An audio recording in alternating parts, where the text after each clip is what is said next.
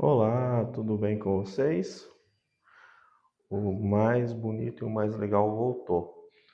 Sou o professor Wagner, estamos aqui hoje para fazer nossa última aula da nossa revisão de farmacologia, nossa sexta e última aula desse nosso mini curso, né? O pessoal tem assistido, estão dando os feedbacks positivos, eu agradeço muito a audiência de vocês, tá? Foi muito prazeroso ter feito essas 6 videoaulas, né, com o intuito de ajudá-los. O objetivo sempre é ajudar para que todos tenham a chance de aprender, né?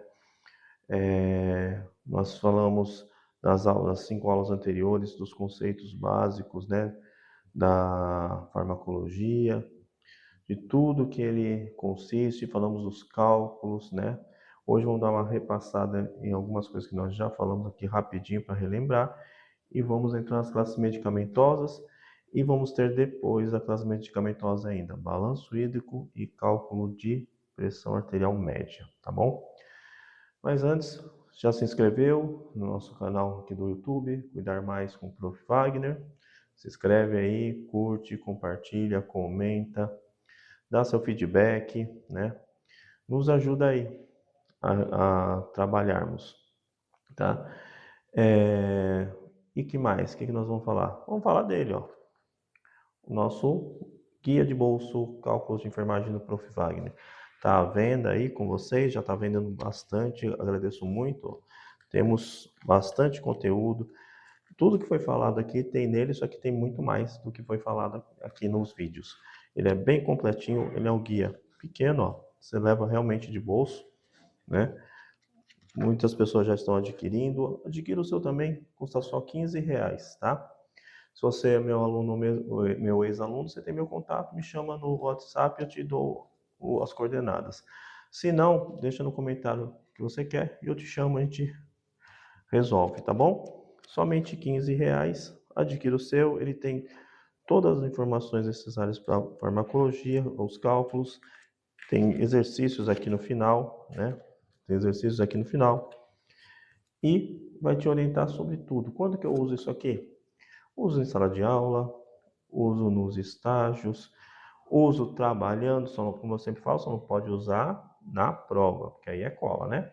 Mas ele está aqui à disposição de vocês, ó, bonitinho, ó, encadernação estilo espiral. Ele é um guia completo, é um livro, ó, tem seu próprio ISBN, vocês podem ver, ele é um livro, tá bom? E é um guia de bolso para auxiliar vocês nessa caminhada. Querendo o seu, me chama, tá bom? Então, vamos começar nos hidratando, né? Porque hoje vamos falar bastante. Esse é um vídeo vai ser um pouquinho mais longo, porque é um fechamento mesmo, né? Mas vamos lá. Sem mais delongas. Vou tirar minha bagunça aqui do caminho. Sem mais delongas. Nós falamos na nossa primeira aula sobre a farmacodinâmica e a farmacocinética, que são os conceitos básicos de farmacologia, né? Sem a farmacodinâmica e a farmacocinética, como é que você vai saber para que remédio dar, como usar esse remédio, por que desse remédio? Não adianta nada disso tudo se não tivesse esses conceitos aqui. A farmacocinética, primeiro, é o caminho que a droga faz no seu organismo, desde a hora que ele entrou no seu organismo. Por qual via? Pode ser via oral, endovenosa, subcutâneo, intramuscular, intradérmica, intratecal. Ele chega à sua corrente sanguínea, né? E aí ele passa por 4 etapas, com exceção da endovenosa, que ela pula essa daqui e já vai direto para as demais. Ela passa pela absorção. Ela entra na corrente sanguínea e vai sendo distribuída. Vai entrar na corrente sanguínea e vai passar para a distribuição, que vai circular pelo corpo todinho. Ela vai ser metabolizada onde? No fígado, né? Lá no fígado vai ocorrer o metabolismo dessa medicação, ela vai ser absorvida e transformada para aquilo que ela é foi criada, seja qual tipo de medicação. Nós temos aqui, ó, todos os tipos. E depois ela vai ser excretada, geralmente pelos rins, né, sistema renal. Então, ela passa por essas 4 fases: absorção, distribuição, metabolismo e excreção. Isso é a farmacocinética. E a farmacodinâmica? É justamente a ação da droga. Para que ela está sendo utilizada? É um antibiótico, um anti-inflamatório, um analgésico, né? E essa ação da droga também tem a sua própria droga e ela sempre tem uma medicação que nós chamamos de antagonista, que é um antídoto para ela. Que nós vamos falar algumas aqui, por exemplo, tá? Flumazenil, naloxona, dentre outros, Narcan, tá? Então, a farmacocinética e a farmacodinâmica, elas agem junto desde o momento que você recebeu a droga, o fármaco, seja por qual via tenha sido, não importa, sendo venosa, via oral, subcutânea, enfim, qualquer uma das vias. A partir do momento que a medicação foi feita, ela começa todo esse caminho, tá bom? E por isso que tem algumas medicações, que vamos falar aqui depois, que, por exemplo, antibióticos, você tem que seguir rigorosamente o horário. É de 6 em 6, é de 8 em 8, é de 12 em 12. Tem que seguir rigorosamente para não perturbar a ordem da farmacocinética dele. Então nós vamos falar aqui depois das classes medicamentosas. Nós falamos também dos cálculos, dos tão temidos cálculos. Nós fizemos 3 aulas, né? Foi a segunda, a terceira, a quarta e a quinta aula. Foram 4 aulas só de cálculos, né? 4 aulas mesmo. Uma de regra de 3 simples, outra de regra de 3 de penicilina cristalina, uma de cálculos de insulina e a última foi de gotejamento, né? Então, essas 4 fórmulas aqui não são simplesmente fórmulas para existir fórmula. Elas são o norte dos cálculos. Nos cálculos de enfermagem, o pessoal fala, mas cadê o cálculo de pediatria? O que muda da pediatria para o adulto é a dose. O cálculo são os mesmos. Não muda os cálculos são os mesmos, tá? Sempre serão os mesmos. Então, o que muda é a dose. Eu até fiz para vocês um cálculo lá, agora eu não lembro se foi, acho que foi da penicilina cristalina mesmo, que a dose era bem pequenininha e dava o resultado 0, alguma coisinha, né? Por quê? O cálculo de pediatria é exatamente isso. Ele vai ser sempre voltado a uma dose menor, né? E depois você vai fazer a rediluição. Você faz o cálculo, deu, por exemplo, 0,25 ml. Você não vai pegar o 0,25 e injetar no paciente. Você vai fazer uma nova rediluição, né? Aí com soro, dependendo de quanto for necessário, 50, 100 ml, 20, depende de qual a medicação, tá? Então, o que difere da medicação de pediatria para a medicação do adulto é somente a dose. Os cálculos são os mesmos, não muda, não tem uma regra de cálculo diferente para pediatria, tá? Falando isso porque me perguntaram essa semana do livro, se o livro tinha cálculo de pediatria. Eu até mandei a resposta para a pessoa depois não me respondeu mais, mas o cálculo sempre são os mesmos, não tem uma regra diferente de cálculo para pediatria, tá? Ok?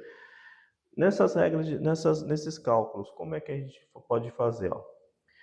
Os cálculos de regra de 3.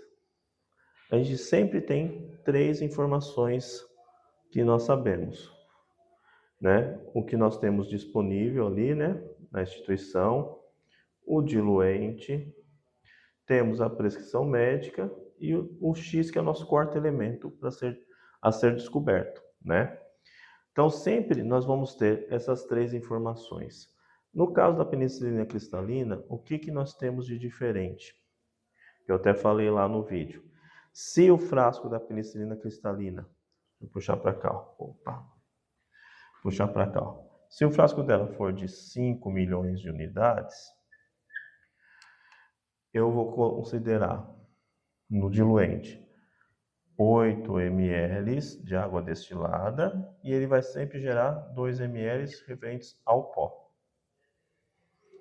Se eu tiver um frasco de 10 milhões de unidades, eu vou considerar 6 ml de água destilada, mais 4 ml, ou 4 ml, nem precisa pôr ml, mais 4 referente ao pó.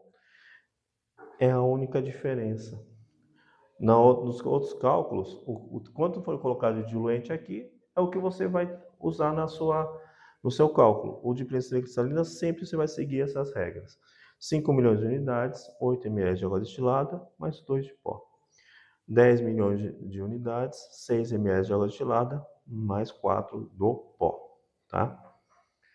Somente isso. Nós temos o cálculo de insulina. De insulina também é uma regra de 3. Não deixa de ser, tá? Só que no cálculo de insulina, nós vamos ter o frasco, a seringa, a prescrição médica e o X. Veja, são 3 informações também que você tem. O frasco pode ser, deixa eu puxar, não, vamos por aqui. O frasco pode ser de 100 unidades internacionais ou de 50 unidades internacionais. A seringa, para efeitos de cálculos, nós usamos seringas de 1 ml. A seringa padrão graduada de insulina é seringa de 100 unidades internacionais. Então nem necessitaria fazer cálculos. Mas para efeito de cálculos, nós usamos seringa de 1 ml. 100 unidades internacionais equivalem a 1 ml. Mas a seringa de 1 ml especificamente ela é diferente. Então você tem que fazer o cálculo em ml. A prescrição médica sempre estará em unidades também. X unidades de insulina. E aí você vai fazer a sua regrinha de 3, tá? Para fazer essa conta. Nós fizemos vários exercícios sobre isso, inclusive. Nos cálculos de gotejamento, nós temos 4 cálculos de gotejamento, lembra? Nós temos o cálculo de gotejamento em macrogotas, que são as gotas maiores, padrão, em microgotas, que é aquelas gotinhas menores. Uma gota equivale a 3 microgotas. E dentro do cálculo de gotas e microgotas, nós temos o cálculo para horas cheias e o cálculo em minutos para horas quebradas, tá? Como horas quebradas, eu já até mostrei para vocês na última aula. Por exemplo, 1h30, 1h45, 40 minutos, 30 minutos, 45 minutos. Sempre que você encontrar pedindo para ser calculado o gotejamento em horas, como tem 1 hora inteira ou menos de 1 hora, mas tenha minutos juntos, você tem que converter aquela hora para minutos. E você vai fazer o cálculo em minutos. Se está prescrito para você fazer o cálculo em 2 horas, 6 horas, 10 horas, sei lá quantas horas for, é em horas. Então são 4 fórmulas, tá? Que nós usamos. Deixa eu achar aqui. Deixa eu sair daqui, vocês vão dar uma printada na tela que eu vou apagar aqui em cima. Deixa eu sair da frente aqui. Aí você vai dar uma printada na tela. Aí eu vou pegar e vou apagar para pôr as fórmulas ali em cima, né? Pronto? Ótimo. Deixa eu pegar. Eu até escondi meu apagador aqui. Peraí, gente. Só para eu pôr a fórmula aqui em cima, ó. Tá aqui quem perdeu a fórmula. Mas se você não assistiu às outras aulas, assista, tá? Da primeira até aqui. Se você vai ter pacientes críticos para agora, para pouco tempo, assista essas aulas. Tem muito cálculo em paciente crítico, tá? Então vamos lá. Deixa eu pôr em vermelho aqui. Olha, eu sempre escrevo marco, tá vendo? Não sei que diacho que é isso, é macro. Macro e aqui microgotas, tá? Em horas inteiras, horas cheias, macrogotas. Volume dividido pelo tempo vezes 3. Microgotas, horas cheias. Volume dividido pelo tempo. O volume sempre é o quê? O quanto você tem. Está prescrito um soro? Tem complementos nesse soro, eletrólitos, outros medicamentos? Você soma tudo que tiver de líquido ali, é o seu volume. E o tempo é em horas, tá? Por aqui. Em horas. Horas cheias, né? Aí você vai fazer o cálculo. Se for em horas quebradas ou minutos, macrogotas vai ficar volume vezes 20 dividido pelo tempo. E se for microgotas, volume vezes 60 dividido pelo tempo. Lembrando que aqui é o tempo em horas quebradas ou minutos. E na idade você vai sempre converter para minutos para a proporção de cada 60, cada hora equivale a 60 minutos. Então, por exemplo, se está prescrito em 1h30, é 60 minutos da hora, mas 30 minutos da meia. Então, você vai calcular em 90 minutos. No caso, você vai substituir aqui por 90, tá? Então, veja, o volume é sempre daquele lá o que tiver prescrito, né, de soro, mais seus complementos, e mais a divisão pelos minutos, tá? Não confunda. Muitas vezes o aluno confunde, você coloca no exercício para calcular em microgotas em 2 horas. A pessoa converte as 2 horas em minutos e faz isso daqui. Está errado. Não é esse o cálculo que foi solicitado, tá? Então, se está a hora cheia, são esses aqui. Se são horas quebradas, são esses daqui, tá? Ok? Entendido? Novamente, regra de 3. Você tem 3 informações conhecidas. O que você tem na farmácia da sua unidade, o diluente e a prescrição médica. Você vai encontrar o X. Na regra de 3 da penicilina cristalina, se for você tem frasco de 5 milhões e 10 milhões de unidades. De 5 milhões de unidades, você vai considerar 8 ml de água destilada de diluente, só que aqui você não vai pôr 8, você vai pôr direto 10. Você vai escrever aqui 8 de água destilada mais 2 de pó.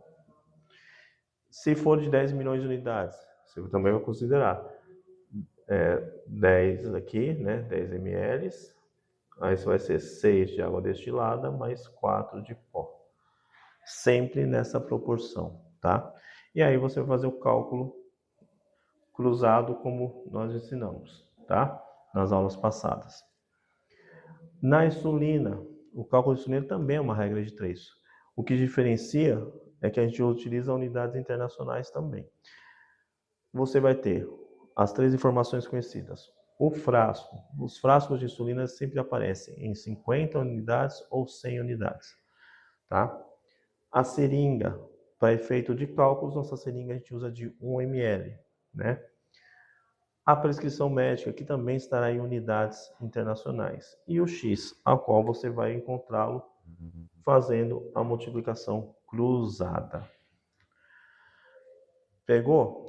Isso aqui eu estou passando rapidinho aqui, mas tem tudo detalhado nos vídeos anteriores, nos 4 vídeos anteriores, tá?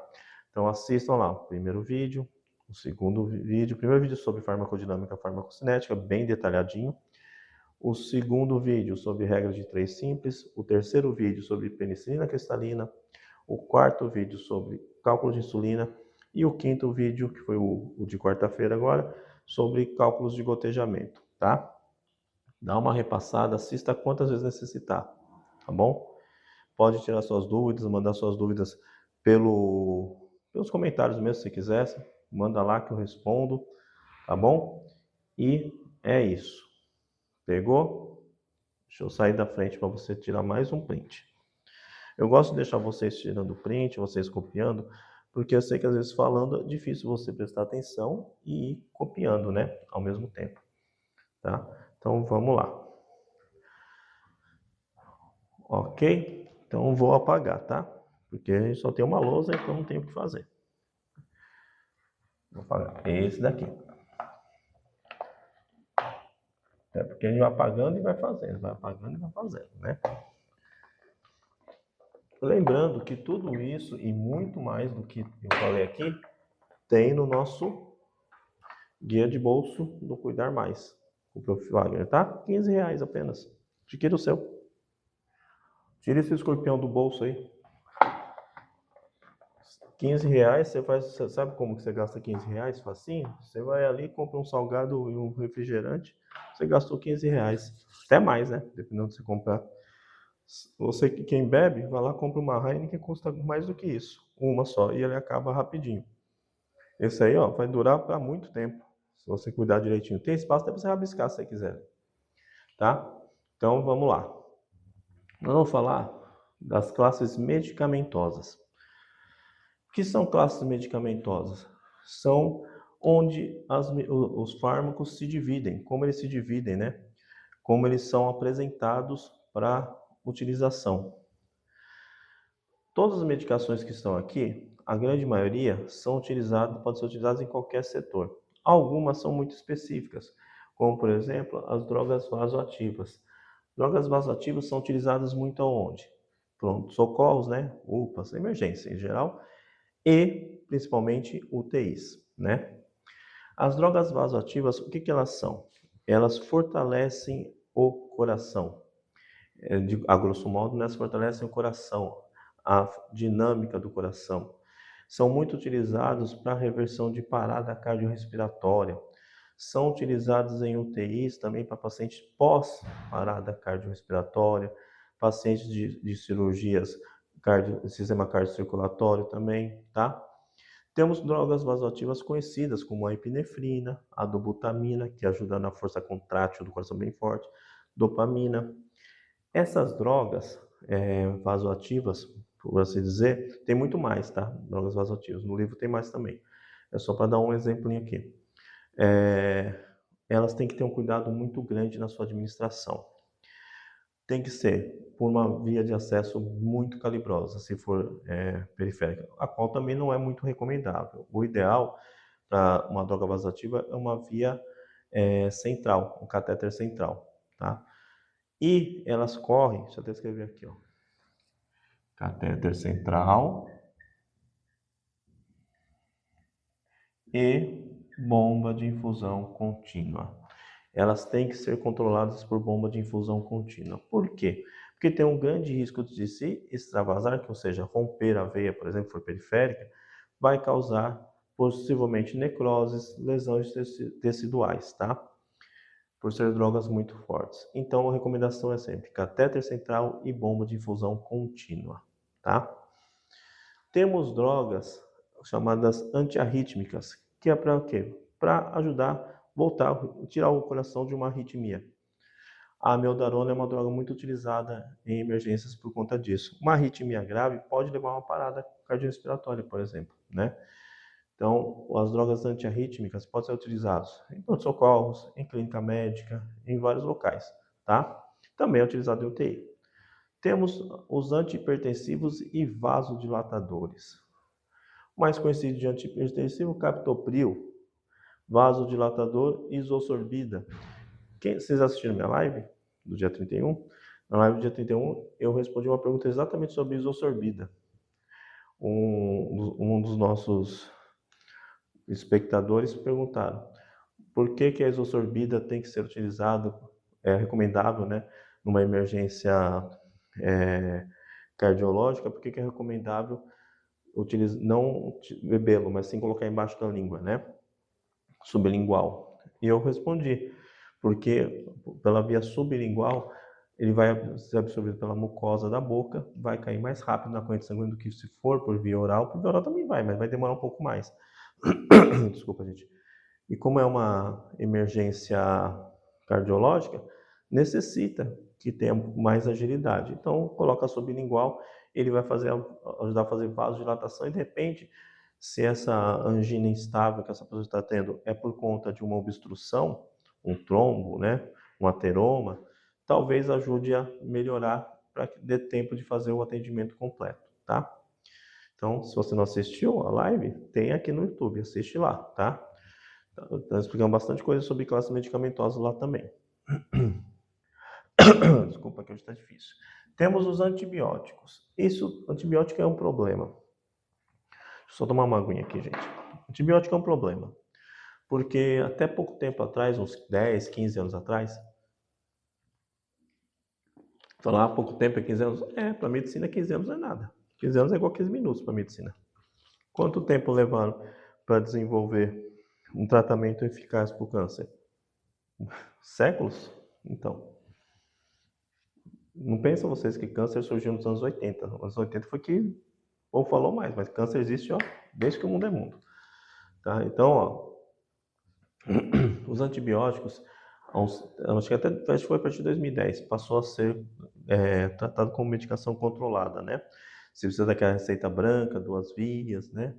Para você retirar, receita com validade. Antigamente, antes disso, você estava com a garganta inflamada, quer tomar uma Bezetacil. Vai lá na farmácia, ah, quero que me aplique uma Bezetacil. Pagar, vai tomar a Bezetacil e ir embora. Ah, eu quero tomar Bactrim. Ah, eu quero azitromicina. Você vai e comprava. Não precisava de receita de nada. Só que isso faz mal. Nós falamos ali da farmacodinâmica e da farmacocinética. Os antibióticos, eles são muito rigorosos quanto a isso, né? Se você não respeita o ciclo de meia-vida do antibiótico, não respeita o pico de ação dele e o seu decaimento, você só fortalece aquela bactéria que está te atacando, né? Os antibióticos são conhecidos por ser tempo dependentes. O que isso quer dizer? Ele tem o tempo dele de ação, né? Tanto que os antibióticos endovenosos não podem correr rápido. O mínimo que se corre um antibiótico endovenoso é em 1 hora, né? Então, tem alguns antibióticos, como por exemplo o Tazocin, o Meropenem, que correm em 2 horas, né? Depende do médico, até 3 horas. Por quê? Porque ele é tempo dependente, ele precisa desse tempo de infusão para ele começar a agir no seu organismo. E aí a gente vê aqui, ó, por exemplo, uma medicação de 8 em 8 horas, um antibiótico. Você tomou ele aqui, ó, 8 horas da manhã, né? Você vai tomar de novo às 16 horas, né? E ele começou aqui, você tomou às 8, ele tá aqui, ó, começando a subir, então, escala. Ele vai chegar mais ou menos na metade do seu evento, por exemplo, o próprio Meropenem, ele vai começar mais ou menos lá para as 10 horas o efeito dele. Quando eu estiver chegando aqui nas 16, ele está quase no pico, quase. Se você der a medicação às 16, que é o horário correto, ele vai manter aqui, ó. E aí você vai continuar o seu tratamento. Mas beleza, você não deu às 16, né? Vamos supor que seu plantão estava corrido, você não se organizou, foi lembrar já às 18. Aí você vai falar, vou coloco rapidinho, 20 minutinhos. Quando você for para as 18, ele já está no decaimento, ó. Ele vai subir novamente? Até vai, só que nesse decaimento aqui de 2 horas que você perdeu ele aqui, a bactéria causadora daquele processo infeccioso já fortaleceu-se. Pode até ser que para esse paciente, nesse momento, no final do tratamento, resolva. Mas bactérias vêm e vão. Será que numa próxima vez vai resolver? Se ele precisar de Stazocin? Será que vai? Provavelmente não. E aí nós temos um problema muito sério que numa UTI é gravíssimo também, mais ainda do que nos outros lugares, que é o surgimento de superbactérias, né? São aquelas bactérias que antibiótico nenhum faz efeito. Nós chamamos de bactérias super resistentes, né? Temos inúmeras hoje em dia, infelizmente. Esse foi um dos motivos da proibição da venda indiscriminada de antibióticos, tá? Não foi porque o governo quer dificultar, não é. É porque as pessoas dificultam a própria vida quando fazem errado, tá? Então, o uso de antibiótico é muito controlado e tem que ser muito bem regrado, tá? Seja na sua casa, seja dentro de um hospital, tá bom? Temos drogas sedativas. Drogas sedativas, como o próprio nome diz, é para promover sedação. Sedação leve, sedação profunda, sedação para cuidados paliativos, sedação para exames médicos, como por exemplo colonoscopia, endoscopia digestiva alta, ressonâncias e tomos com sedação, né? Pacientes entubados em UTI. Temos vários tipos de necessidade. Os sedativos mais utilizados são os benzodiazepínicos, né? E temos um muito famoso, chamado Propofol, né? Ele é uma cor meio esbranquiçada, né?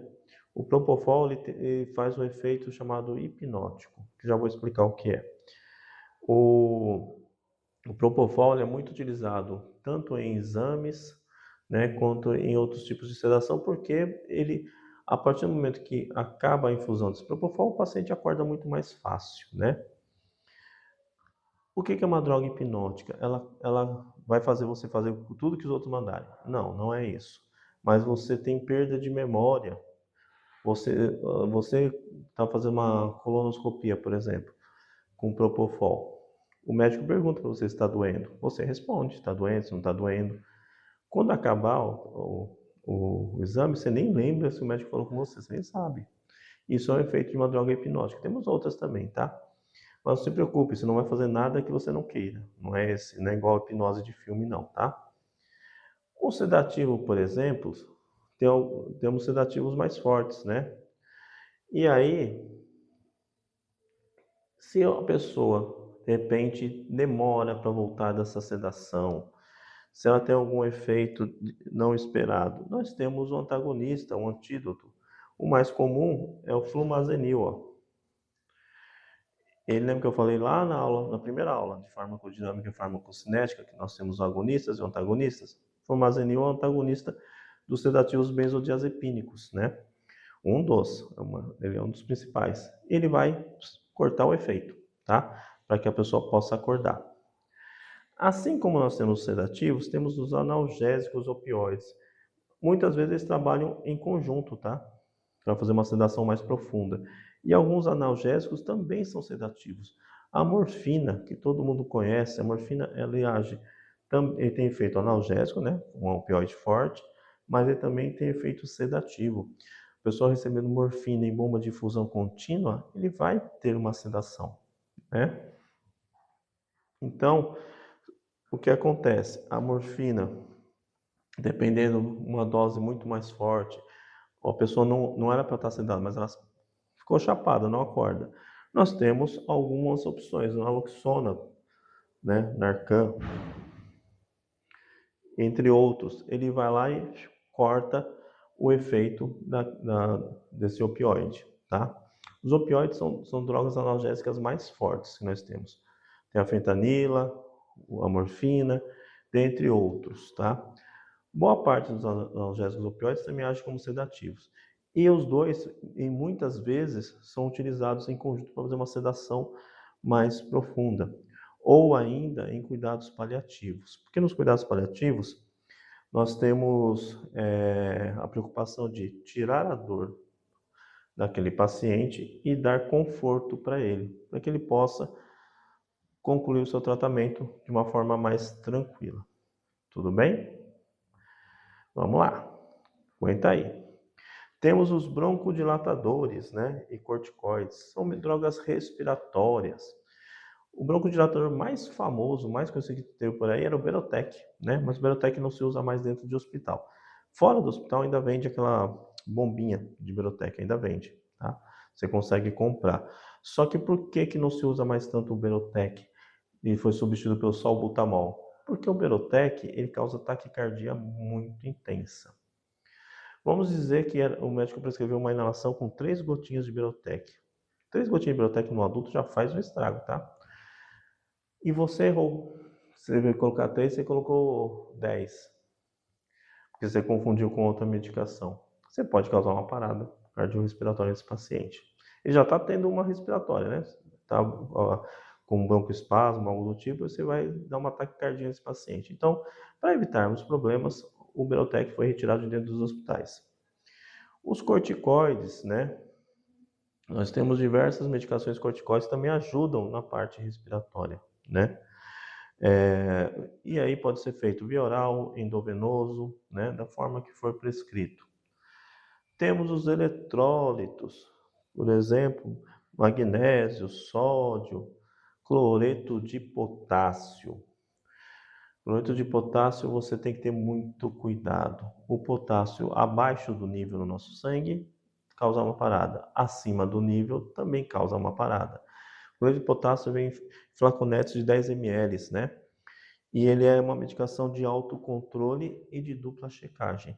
Você não pode administrar essa medicação sem ter sido checado junto com o enfermeiro. Na realidade, as drogas vasoativas são dupla checagem, tá? Antibióticos são dupla checagem, sedativos são dupla checagem, Analgésico opioide também são dupla checagem. E os eletrólitos, a maioria deles também, principalmente o cloreto de potássio, o famoso KCl 19,1%. Belezinha? Vou deixar vocês tirar uma cópia aí, que a gente vai agora para a nossa balanço hídrico e para o cálculo de pressão arterial média. Tudo bem?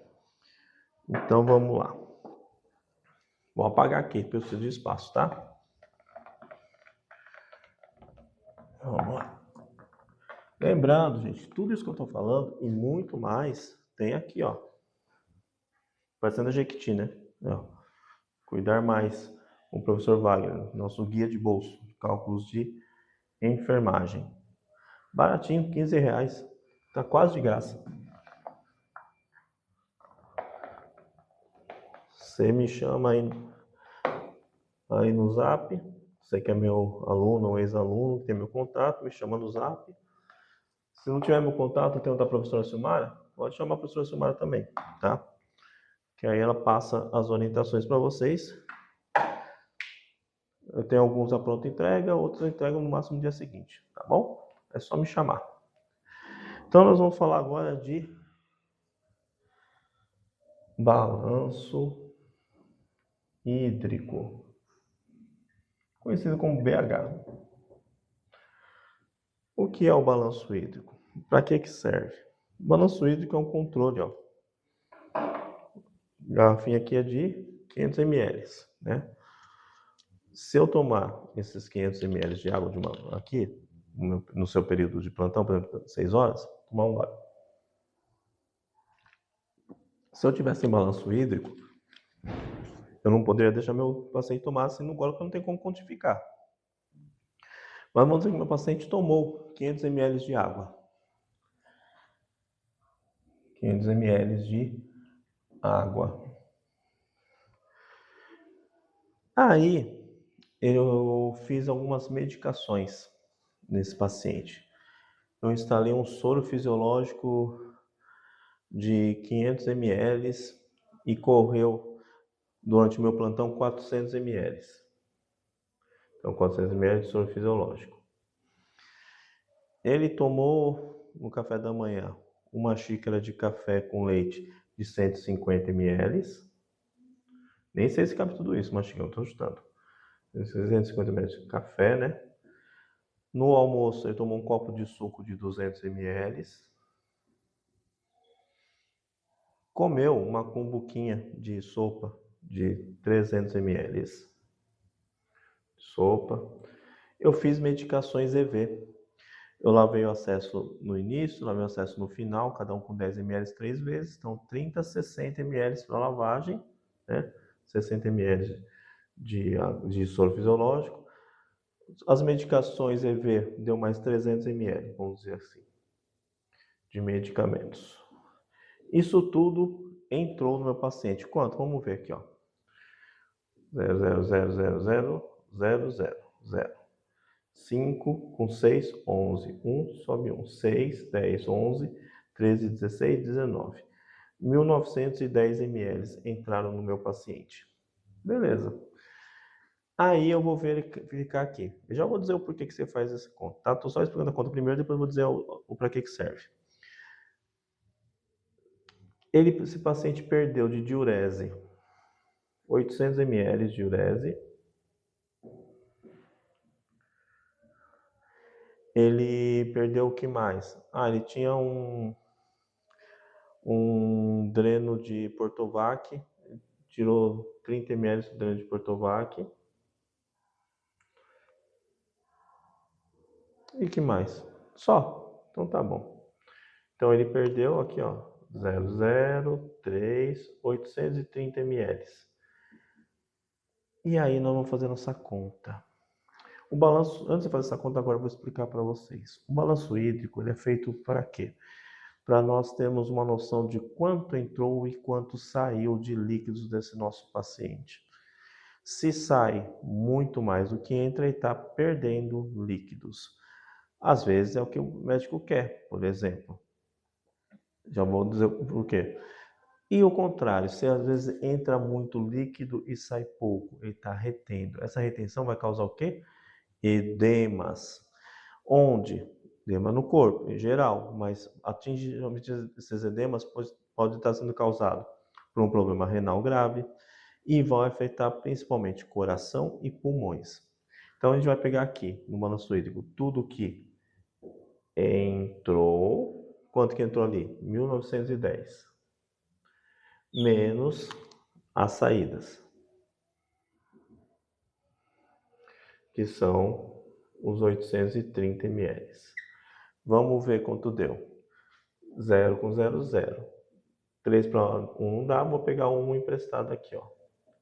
Vai virar 11. Então, 3 para 11, 8. 9 virou 8, 8, 8, 0 e desço 1. Então, sobrou, ele reteve 1080 ml. Isso aqui é muita coisa, muita coisa. O que está acontecendo aqui? Ele está tendo uma retenção de líquidos muito grande. Isso só no seu plantão. O balanço hídrico ele é feito em cada plantão. Então tem plantão, começou às 7 da manhã, acaba 1 hora da tarde. É feito, deu aquilo lá. O da tarde vai fazer o dele, da 1 até as 7. E o da noite vai fazer o dele, das 7 da noite às 7 da manhã. E quando chegar às 7 da manhã, fecha das 24 horas. Essa retenção é muita coisa. Será que ele só teve esses 800 ml de diurese mesmo? É pouco por tudo que entrou, né? Então o que acontece? O médico vê aqui, ele vai ter que ajustar. Ele pode diminuir tudo isso daqui de oferta de líquidos ou ele aumenta a dosagem do diurético, por exemplo, do furosemida. O balanço hídrico ele é recomendado para pacientes que são de patologias renais, pacientes cardiopatas, pacientes com problemas de edema agudo de pulmão, né? Pacientes em uso de drogas vasoativas, pacientes com pressão venosa central, pacientes em controle de pressão arterial média. Então, o balanço hídrico é recomendado para um vasto amplo de situações, né? Então, o balanço hídrico ele é sempre para a gente identificar a quantidade de entradas menos a quantidade de saídas. Se entrou mais do que saiu, o balanço a gente chama de positivo, só que está retendo. Se fosse ao contrário, se tivesse entrado 830 e saído 1910, ele ia dar negativo 1080, ele estaria perdendo tudo isso, que também é muito. Esse balanço hídrico é igual uma balança, ele tem que ser equilibrada, né? Se ele perde 1080 ml, ele corre risco de ter o quê? Um choque hipovolêmico. Uma queda muito grande de líquidos, eletrólitos, ele pode ter uma parada por conta disso, né? Então, também nem ele pode reter muito, nem pode perder muito. Ele tem que estar ali equilibrado. Normalmente, um balanço hídrico equilibrado dá uma diferença de 100, 150 ml para positivo ou para negativo. Muito mais do que isso é preocupante, né? Quando tem um balanço hídrico, nós temos que ter um controle de diurese rigorosíssimo. Não pode ter perdas nesse controle. Vamos dizer que ele estava fazendo diurese espontaneamente, sem sonda, com um papagaio. Faz um papagaio e coloca no jarrinho. Colocou no jarrinho e de repente um companheiro, como a gente viu, jogou fora e você perdeu 600 ml da diurese. Você computou só os 800 ali. Se você tivesse aqueles 600, já diminuiria aqui para 400 positivo. Ainda estaria alto, mas estaria bem diferente. Então, quando a gente tem um controle, um balanço hídrico, você tem que ter um controle muito rigoroso. O balanço hídrico ele é muitíssimo utilizado em clínica médica e em UTIs, tá? Tem que ser feito, tem um formulário próprio para preencher no balanço hídrico. Não é assim bagunçado, tá? Eu fiz aqui uma conta estrambólica para dar um número absurdo, justamente para vocês verem. Mas pode acontecer, pode acontecer. Um paciente renal crônico, muitas vezes ele praticamente não tem saídas de diurese, praticamente. Mas ele também nunca vai tomar 500 ml de água no dia inteiro, muito menos no seu plantão, né? No dia inteiro ele não vai tomar isso. No seu plantão, então, menos ainda, tá? Então, o balanço hídrico tem que ser feito com muito, muito, muito cuidado, tá bom? Tira aí, vê aí que eu vou apagar para a gente falar do pressão arterial média. Vamos lá? Então vamos. Falei que esse vídeo vai ficar um pouquinho mais longo do que os outros, porque esse é o encerramento mesmo, tá? E diz aí nos comentários se vocês gostaram, né? Temos vídeos todos os dias, saindo de manhã cedinho, né? Os únicos que saem à tarde são esses do curso de cálculos, tá? Aí eu vou gravar para essas semanas agora as revisões de pacientes críticos, que eu não gravei ainda. E depois nós vamos começar nosso próximo mini curso, que vai ser sobre a parte de administração de enfermagem, com foco em anotação de enfermagem, tá bom? Eu falei na live sobre isso. Ainda não sei quantas videoaulas serão, mas eu vou avisando para vocês, tá? Mas vai ter esse mês ainda, tá? Lembrando que dia 28 eu tenho a nossa próxima live. O tema será divulgado em breve. Vamos falar agora de um cálculo que é específico de UTI. Pressão arterial média, conhecida também como PAN, tá? Quem estiver fazendo pacientes críticos agora, ou for fazer pacientes críticos, temos desculpa, esse cálculo que é muito importante. A pressão arterial média, ela é importante para avaliar a perfusão sanguínea em órgãos e tecidos.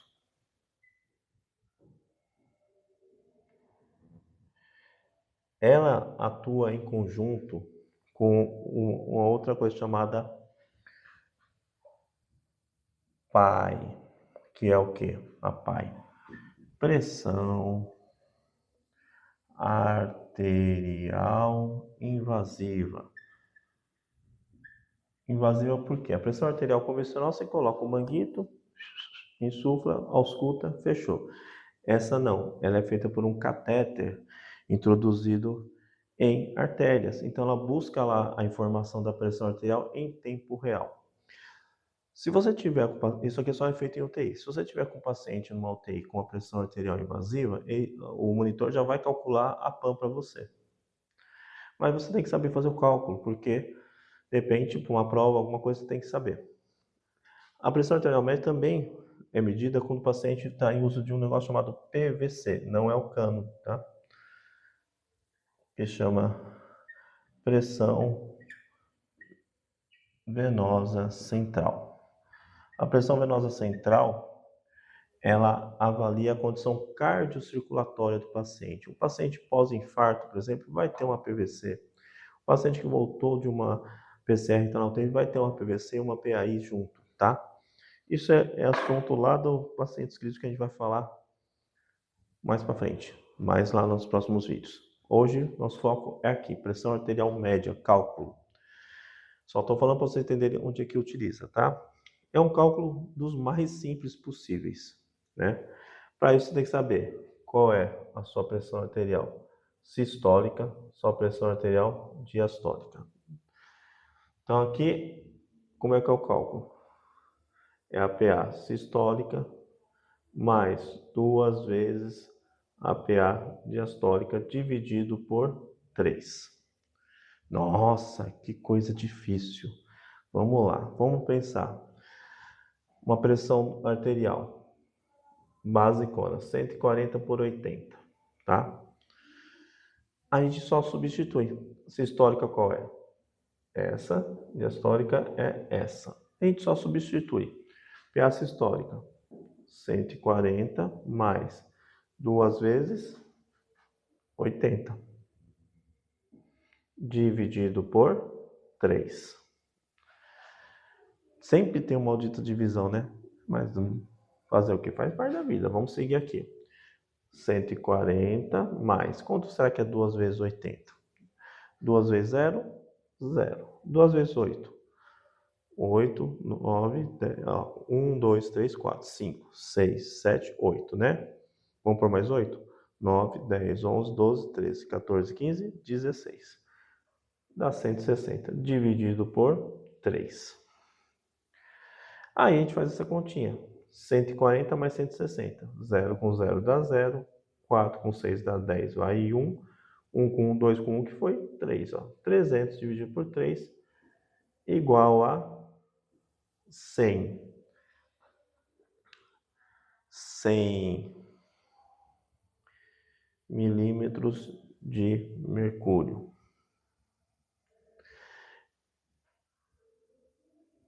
O nosso cálculo da pressão arterial média, ele vai dar sempre assim, redondinho? Não. Às vezes ele vai dar um número quebrado, tá? A gente arredonda? Não. Então vamos lá, vamos fazer um número quebrado.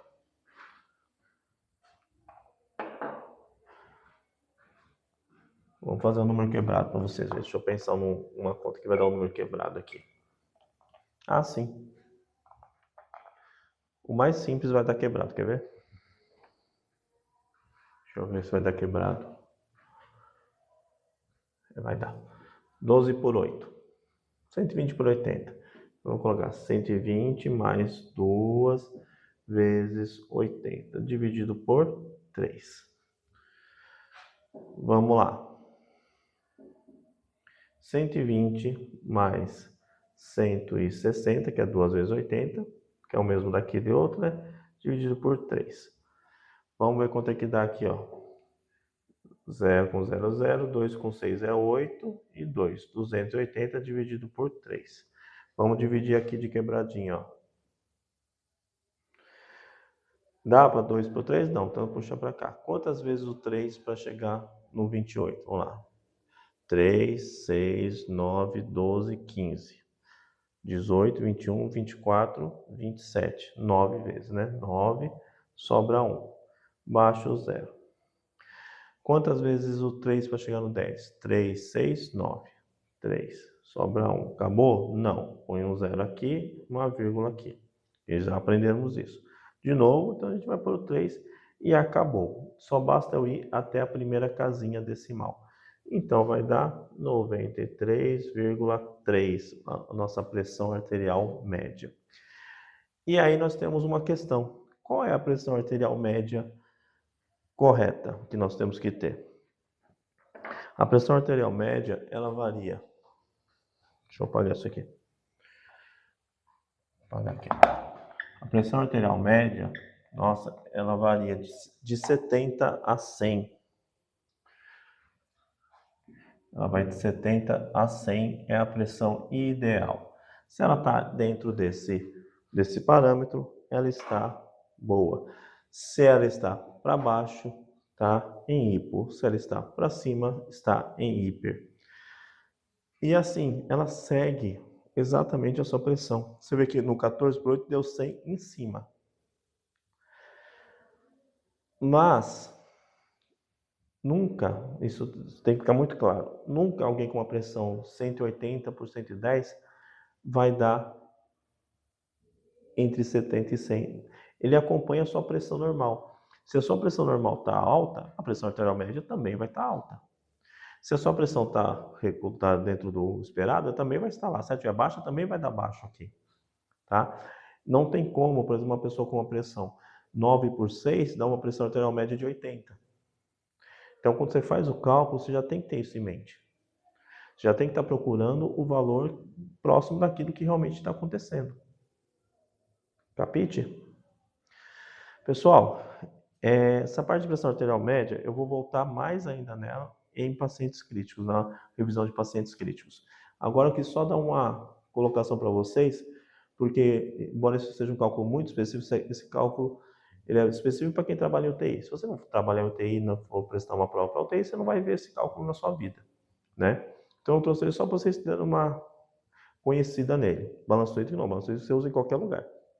Mas esse daqui é específico para ele. Eu vou falar bastante dele lá nas revisões de pacientes críticos, tá? Quero agradecer vocês pela paciência, pela parceria, por ter assistido esses 6 vídeos, né?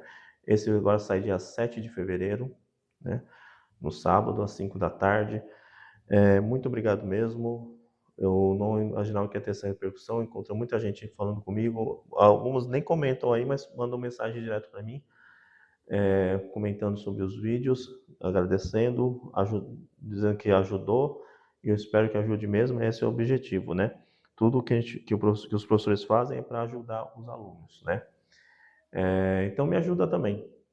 Segue aí a gente, se inscreve no canal, curte, quiser comentar, comente, compartilha com seus amigos. Como eu sempre falo, se você gostou, compartilha com os amigos. Se você não gostou, manda para os inimigos, que para você não sofrer sozinho, para ele sofrer junto com você. Adquira também nosso guia de bolso, até sugeri aqui com a minha mão, nosso guia de bolso, né, de cálculos de enfermagem do professor Wagner, do Cuidar Mais com o professor Wagner. Ele tem, ó, lista de exercícios, tem aqui, ó, tabelinha para você das fórmulas. Ó, tem como fazer as fórmulas, ó, tudo bonitinho para você. Tem aqui, ó, das classes medicamentosas que eu falei para vocês, ó, tem aqui, ó, falando delas, ó, os dilatadores, antibióticos, falando tudinho para vocês, tá? É livro, meu, que acho que não é livro, ó, é livro, tá? Ele é nesse formato espiral, por quê? Para você levar nos seus estágios, para você levar no seu trabalho, onde você quiser, tá bom? Então, agradeço mais uma vez, R$ 15, se quiser me chama. Agradeço a atenção de vocês, a paciência, muito obrigado. Continue assistindo a gente aqui no Cuidar Mais, todos os dias tem vídeos novos, né? E para as próximas semanas vai estar saindo as revisões de pacientes críticos, da primeira e da segunda prova, já tem lá de emergência e de clínica médica das 2 provas, de cada uma, tá? E também nós vamos lançar ainda esse mês o mini curso de anotação de enfermagem, tá bom? Obrigado, fiquem com Deus e tchau. Chega!